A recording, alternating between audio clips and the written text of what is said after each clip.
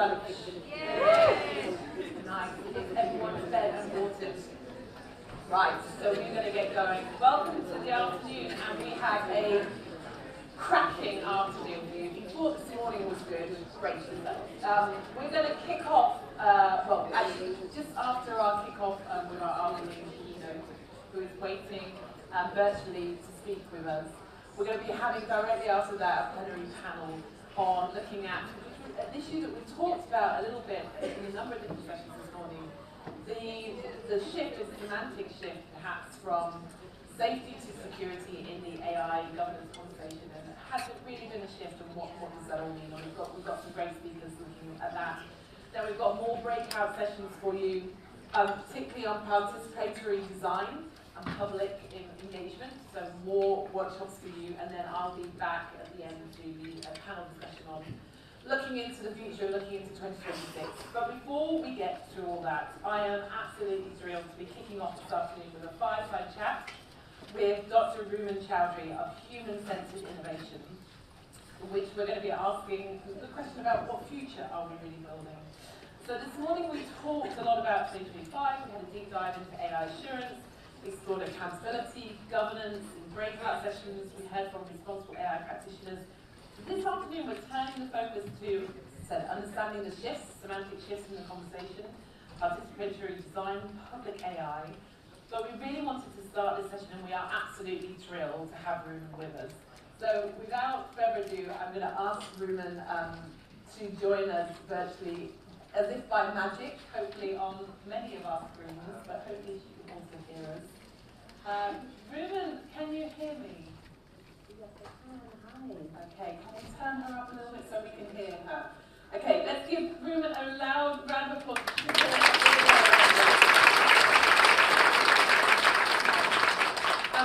Rumman, it's an absolute pleasure to be with you, but to have you with us at the Digital Assets Summit. I know we've been trying to make this work for a few years, so I know you can't be here in person, but it's a pleasure to have you here virtually. I'm just going to introduce you, Rumman. So Dr. Rumman Chowdhury is the data scientist and social scientist. She is the co-founder of the tech non-profit Human Intelligence, which builds a community of practice around evaluation of AI models, something we've already talked about again today, Rumman. She was appointed by the Biden administration as the first United States science envoy for AI.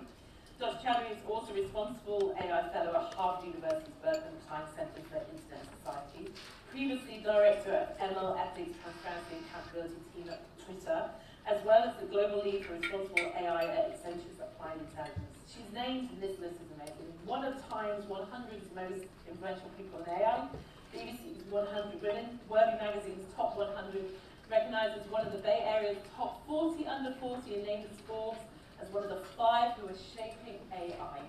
She also holds 2 undergraduate degrees from MIT, a master's degree in quantitative methods of social sciences from Columbia University, and a doctorate in political science from the University of California.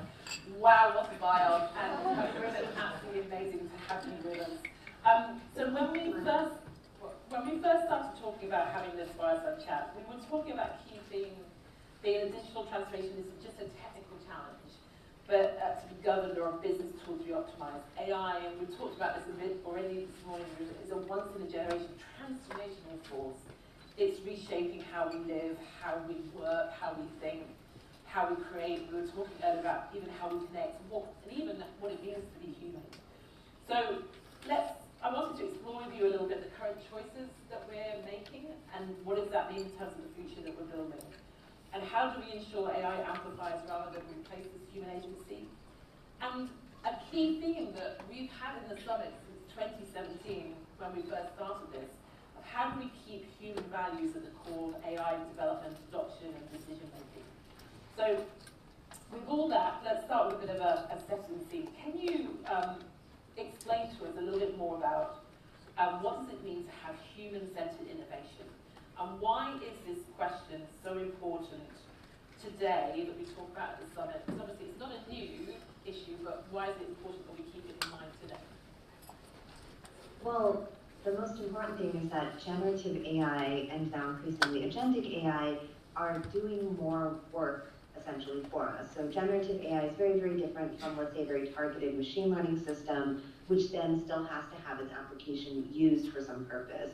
Generative AI is a knowledge synthesis machine, and what it is doing is taking content, summarizing and synthesizing it for us, and giving us an output. Now, if you are somebody who wants to assure the veracity and the correctness of this information, prevent hallucinations, all the stuff that we've been talking about, this is actually quite concerning. So where is the human in all of this?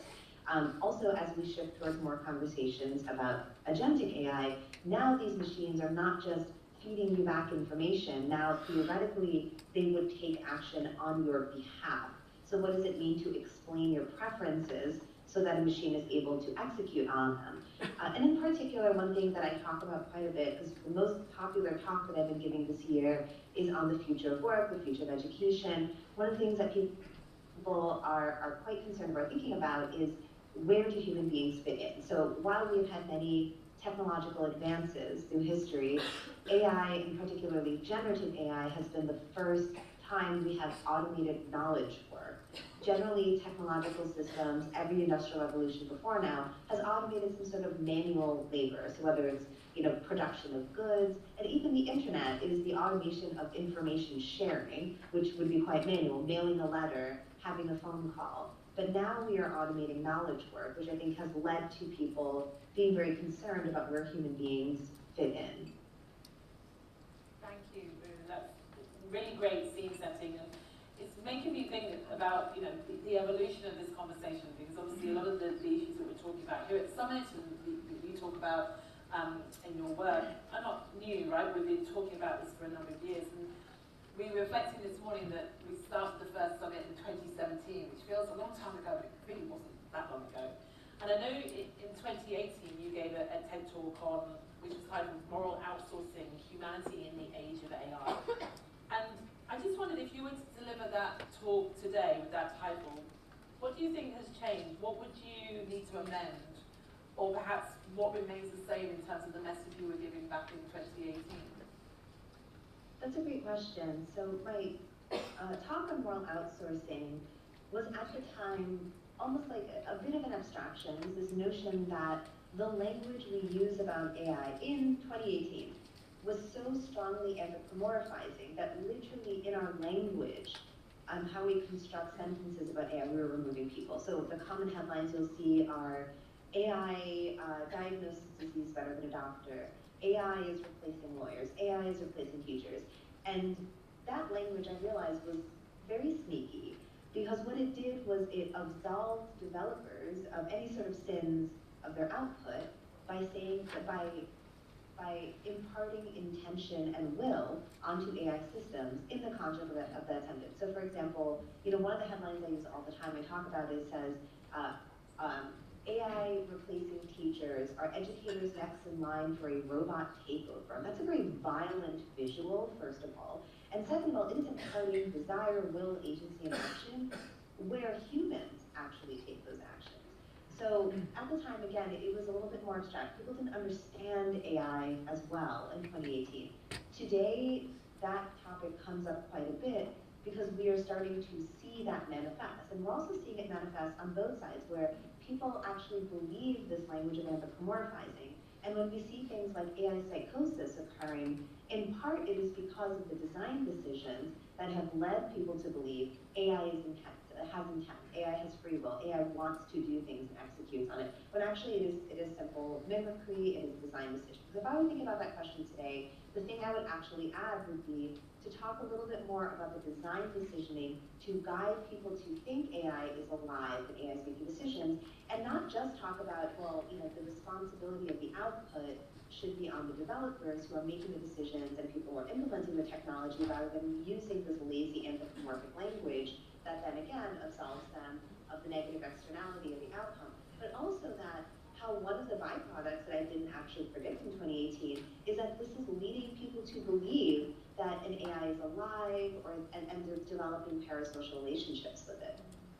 So it's quite interesting. So you think that we're getting even the words, the language, when I think about public debate, public discussions, do you think we're still not getting the terms, the language, the words right in how we describe and how we talk about AI? It's funny because even I do, we all do it, because it is how we talk about AI. And that was not, we don't talk about any sort of technology that way. We don't say the car, hit the stop sign. Right, the car did not do anything that a human being did not direct it to do.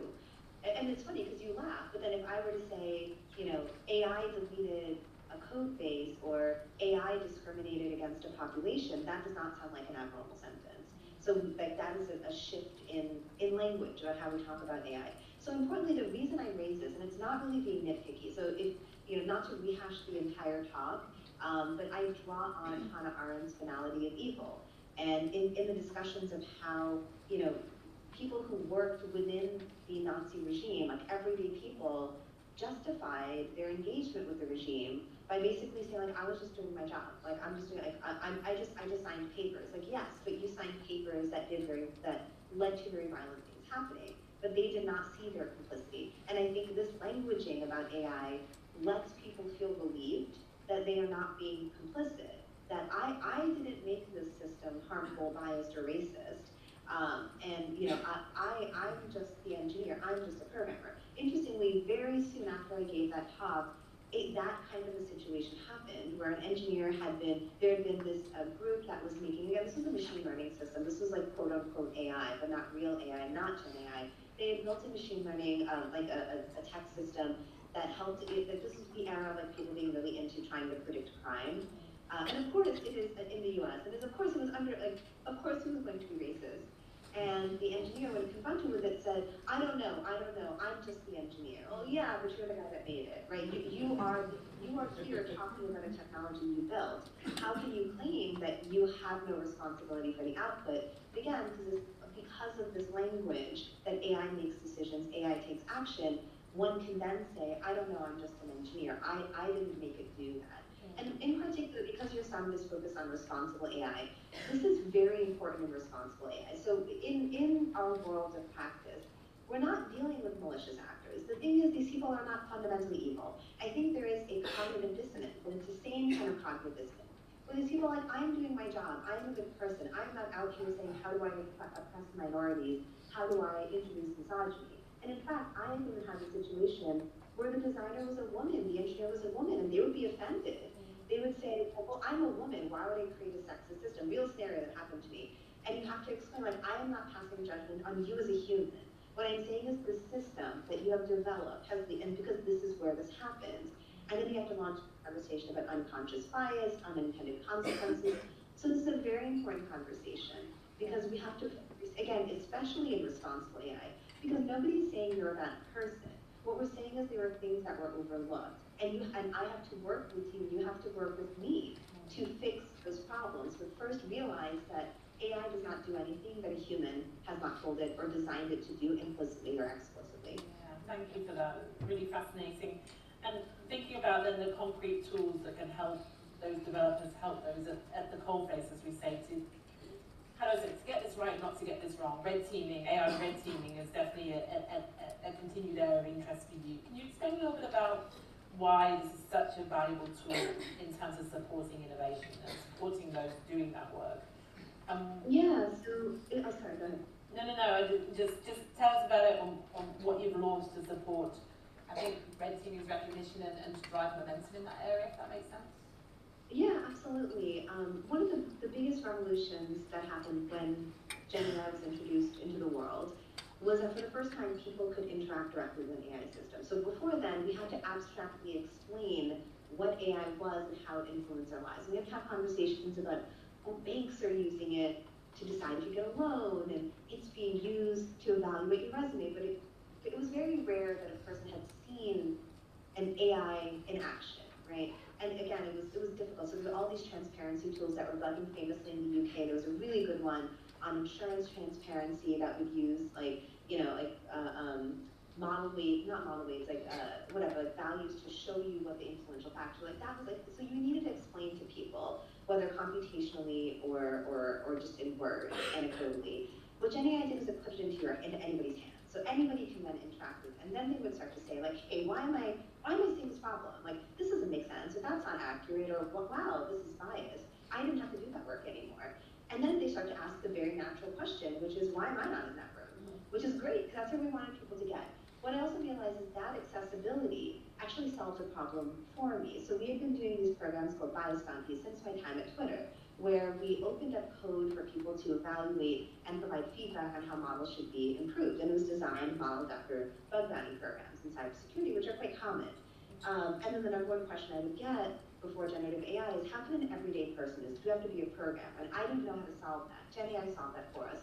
So what I did was I took the notion of red teaming and kind of turned it on its head, where I said, well, the experts are everybody. Your lived experience brings you expertise. In a way, again, like tapping into the fact that Silicon Valley is not representative of most of the world. So how do we get those voices in? And that is a hard problem to solve, by the way. This is not because people want to be exclusive or they don't want diverse voices, but it's often that it is difficult to do. The reason I started the Bias Money program was, even though my team at Twitter was as diverse as I could try to make it, I recognized that there is no way my tiny team, no matter, and again, no matter how big my team was, there was always going to be bias in who got in that room. So how do I open it up? Gen AI enabled us to happen specifically through red teaming.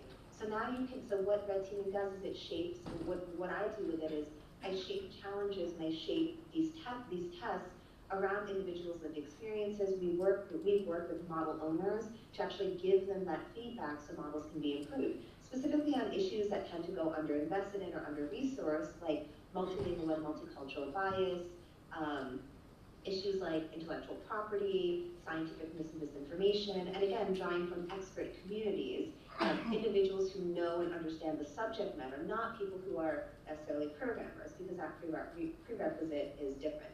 I'll add one more thing. My interest is actually broader. It's on test and evaluation in general. And specifically, like, why do I bang a drum about test evaluation? Well, he or she who defines evaluation is defining what success means. So when you see a media article and it says, some new model has launched, and it's, so for example, the conversation now has been about Nano Banana, or, Gemini, how it's blowing OpenAI out of the water, blowing it out of the water. Based on what? Right? What is the measurement by which we say a model is operating well or not well? Whoever it is that is defining that is actually defining the direction that these models are built in. And I'll tell you today, the benchmarks by which these models are assessed and the way that quote-unquote score is calculated has very little to do with the issues that are broadly societally impactful, and a lot more to do about technical propensities to do things. Fascinating, thank you so much. We are very quickly running out of time. I knew this would happen. So next time you're in the UK, please come back and let's do this a bit more in depth. But absolutely. Just before we lose you, before we have to move on as well, we're going to do a little bit of. We've already done a little bit of looking back at 2025, and we're about to do a little bit of looking into 2026. So where do you think we have succeeded or we've made progress in human-centered innovation in 2025? What would you flag? And what would you like to see more of and more work on in 2026? Well, I think there are some positive directions as it relates to specifically policy and regulation. I think just today, depending on what time it is in the US, there's actually a new algorithmic accountability bill that's being introduced, and it specifically introduces things like audit and testing. And again, because now it is easier to access these models, it is easier to do this testing. Some of the positive things I've seen in 2025 is a lot more focus on evaluations. I'm also seeing a lot more foundations and nonprofit organizations starting to do work like developing benchmarks, et cetera. So everything I just said about, hey, the things we test this model against have really been built in a bubble by a very few select handful of people. That's diversifying, and that's good to see. I think the job to be done remains to figure out where does all of this live and how do we execute it. So one of the problems I'm trying to solve now is essentially a discoverability problem. So now there's a lot of people doing a lot of great work. How does that work trickle down and filter to companies and organizations that are building tools and products on top of foundation models? So I currently do a lot of consulting work with private companies, and they're not living, breathing, and eating the space the way I am. So they'll say, oh, what tools do we have? Like we don't know. And often, even for me, they find me by just Googling ethical AI, and I'm like, well, that's actually the worst way to do it, but there's no other option. So How do you help discoverability? How do you help companies that are trying to responsibly build AI, absent clear regulation, absent unified protocols or guidance? How do you help these companies adopt responsibly? How do you give them the tools they need to run evaluations? And I'll tell you specifically the problems we're trying to solve. One is third-party vendor evaluation. How do you evaluate a third-party company that's trying to sell you some sort of a tool or product, and you want to understand if it will introduce harm or bias in your use case? The second is internal uses of AI. If you're building things, how do you ensure that you can test rigorously, at scale, and generalizably across time? And then the third really is what I'm increasingly calling everyday AI. So individuals who work at companies who are not AI people. They're not AI experts, machine learning, model risk management. They're like your salesperson, and you want to give them AI tools to use. How do you ensure that they're using it responsibly and effectively, and they're not doing things like uploading personal information or using it inappropriately? How can you give them the literacy to be able to critically output and incorporate it responsibly and effectively into how they're doing their work? Wonderful. Well, look, Rumman, thank you so much for giving us that focus on what you're going to be looking at in 2026. And it comes back to that human-centered people, and making sure people are part of this conversation as we technically move forward as well. And Rumman, it's been absolutely amazing to have you at the Digital Ethics Summit. Thank you for taking the time and finding the time to be with us. I know you were traveling so much. Please, can we thank Dr. Rumman Chowdhury for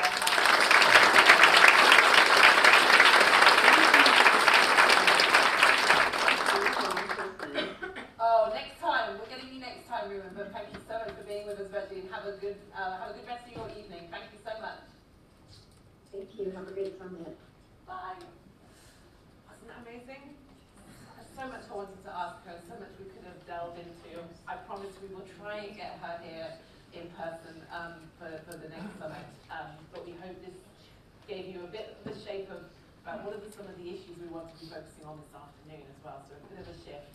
And we're going to be talking about shifts again now, but look, I hope that was really give you some food for thought and some ideas.